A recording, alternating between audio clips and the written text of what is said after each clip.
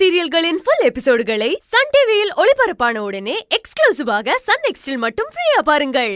உங்களை போய் வேண்டான்னு சொல்லிட்டு அங்க போய் இருக்கா பாருங்க, அவளை சொல்லணும். அப்போ உட்கார் ஐஷு, ஒரு 5 நிமிஷத்துல ரெடி பண்ணி கொண்டு வந்துடுறேன். போங்க.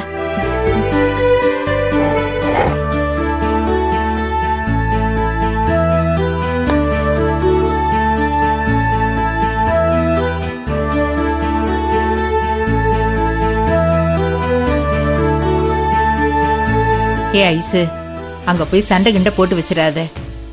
என்ன இருந்தாலும் அந்த வீட்டுக்கு இவ வாழறதுக்கு போயிருக்கா. நாம இந்த சண்டையை பெருசாக்கி அவங்க குடும்பத்துக்குள்ள பகையை உருவாக்க வேண்டாம்.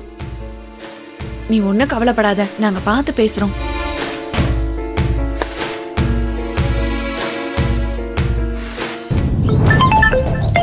பூர்ணி கால் பண்றாங்க. சொல்லுங்க பூர்ணி. என்ன அர்ச்சனா, மதுவை கூப்பிடுறதுக்கு ஸ்கூலுக்கு போயிருக்கியா? எப்படி கரெக்டா கண்டுபிடிச்சீங்க? மதுவுக்கு ஸ்கூல் விடுற டைம். இப்போதைக்கு நீதான் கார்டியன்னு ஊருக்கே தெரியும். சோ ஒரு கெஸ்ஸிங் தான். ஆமா பூர்ணி, நான் வந்து கூப்பிடலன்னா அந்த செவந்தி ஏதாவது பண்ணி மதுவை வீட்டுக்கு கூட்டிட்டு போயிருவாளோன்னு பயமா இருக்கு. நீ ஸ்கூல்ல இருக்கிறது தெரிஞ்சுக்கிட்டு செவந்தி மதுவுக்கு இனிப்பு கொழுக்கட்டை செஞ்சு உங்க வீட்டுக்கு எடுத்துட்டு போயிருக்கா. என்ன சொல்றீங்க பூர்ணி? நீ வீட்டுக்கு போய் பாரு, கண்டிப்பா இனிப்பு கொழுக்கட்டை இருக்கும். செவந்தியும் ஐஸ்வர்யாவும் சேர்ந்துதான் எடுத்துட்டு வந்திருக்காங்க. நீ வீட்டுக்குள்ள நுழைஞ்ச உடனே உங்க அத்தை லக்ஷ்மி இருக்குது பாரு, நானே செஞ்சேன்னு ஒரு டிராமா போடும், பார்த்து என்ஜாய் பண்ணு.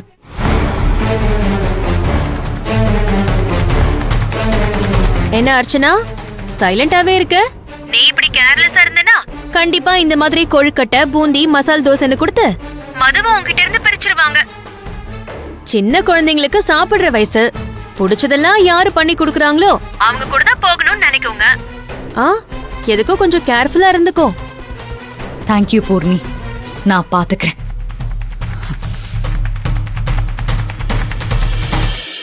ஆமாமா, நல்லா இருக்குல்ல?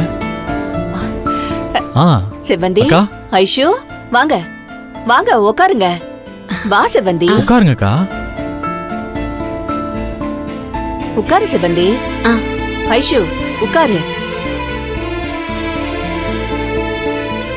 என்ன ஐஷு பயந்து பயந்து வர? ஆமா, உங்க வீட்டுக்கு வரணும்னாலே பயமா தானே இருக்கு. என்ன பண்றது? ஏமா இப்படி பேசுற? இப்படி எல்லாம் சொன்னா எனக்கு மனசுக்கு கஷ்டமா இருக்கும்ல. அத்தை, உங்களை கஷ்டப்படுத்துறதுக்காக நான் இதை சொல்லல, இருக்கிற உண்மையை தானே சொல்றேன். ஐஷு போதும் ஐஷு. அம்மா, உடம்பு இப்ப பரவாயில்லையா?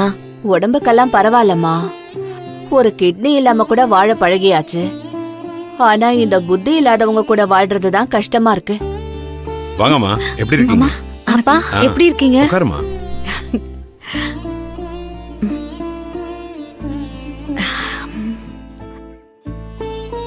அர்ச்சனா இருக்காளா? அவ இப்பதாம்மா மதுவை கூப்பிட போயிருக்கா. வரத்துக்கு எப்படியோ 1/2 மணி நேரத்துக்கு மேல ஆகும். அது தெரிஞ்சுதான் வந்திருக்கோம் அத்தை. அர்ச்சனா இருப்பான்னு தெரிஞ்சா நாங்க இந்த பக்கம் வரப்போறோம். ஏன் ஐஸ்வர்யா எப்படி பேசுற?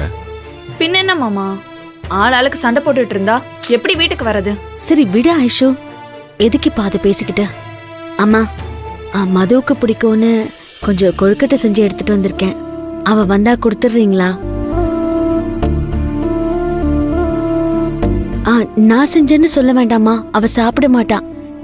நீங்க செஞ்ச மாதிரி சொல்லி கொடுத்துருங்க. சரிம்மா, மதுவுக்கு மட்டும்தான் கொழுக்கட்டை எடுத்துட்டு வந்தியா? எங்க மேல எல்லாம் பாசமே இல்லையா? ஐயோ அப்படி இல்லம்மா, குழந்தை பாவம் என்ன சாப்பிட்டுருப்பான்னு தெரியாது. உங்க யாருக்கும் அவளுக்கு என்ன பிடிக்கும்னு தெரியாது இல்லையா? அதனாலதான் நான் செஞ்சு எடுத்துட்டு வந்தேன், மத்தபடி ஒண்ணும் இல்லம்மா. சரிம்மா, மது வந்தானா நான் கொடுத்துடுறேன். அத்தை, நீங்க ஏதாவது அர்ச்சனா கிட்ட பேசி பார்க்கலாம்ல. பாவம் அண்ணி, இப்ப கூட அவசர அவசரமா இதை செஞ்சு எடுத்துட்டு வராங்க. மதுன்னு புலம்பிக்கிட்டே இருக்காங்க. எனக்கே கஷ்டமா இருக்கு அத்தை. நீங்க எப்படியாவது அர்ச்சனா கிட்ட பேசி மதுவை வீட்டுக்கு அனுப்பி வைக்கலாம்ல. என்ன ஐஷு, தெரிஞ்சுக்கிட்டு தான் பேசுறியா? நான் சொன்னா கேக்குற ஆளாவ?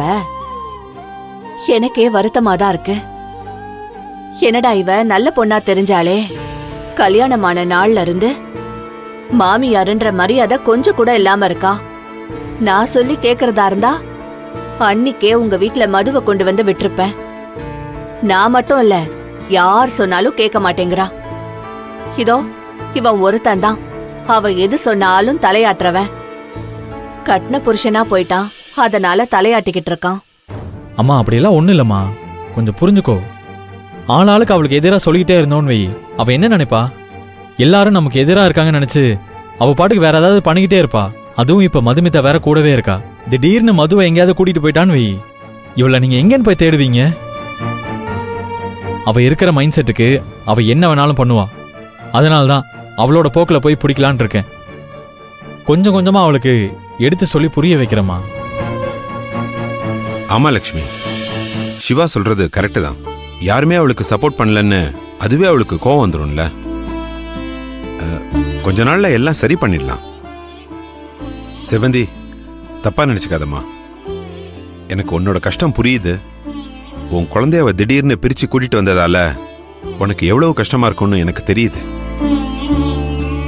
என்ன பண்றது, ஒரு குழந்தைய பெத்திருந்தா தானே அந்த தாயோட வலி தெரியும்.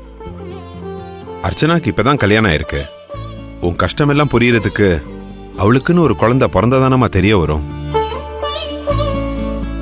ஆமா ஆமா, இருக்கிறதுக்கே வழிய காணோம், இதுல இன்னொரு குழந்தை வேற.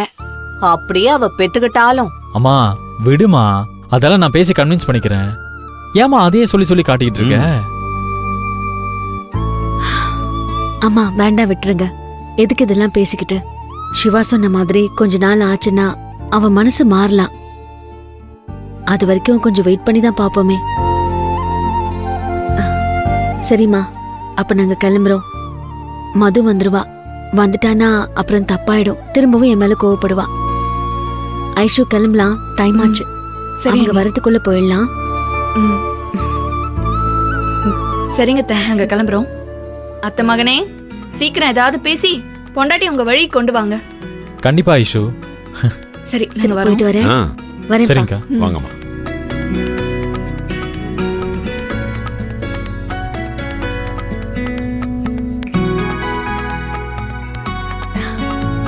அம்மா, மறக்காம அந்த கொழுக்கட்டையை மதுக்கு கொடுத்துருங்க. ம்.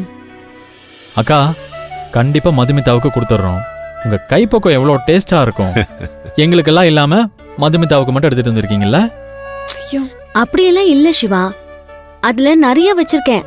உங்களுக்கும் சேர்த்து தான் எடுத்துட்டு வந்தேன். மதுவுக்கு பிடிக்கும்னு சொன்னனே தவிர அவளுக்கு மட்டுமே எடுத்துட்டு வரல. பாத்தியாடா உங்க அக்கா எவ்வளவு பாசமா இருக்காங்கன்னு? அவ்வளவு போய் சந்தேகப்படுறியடா.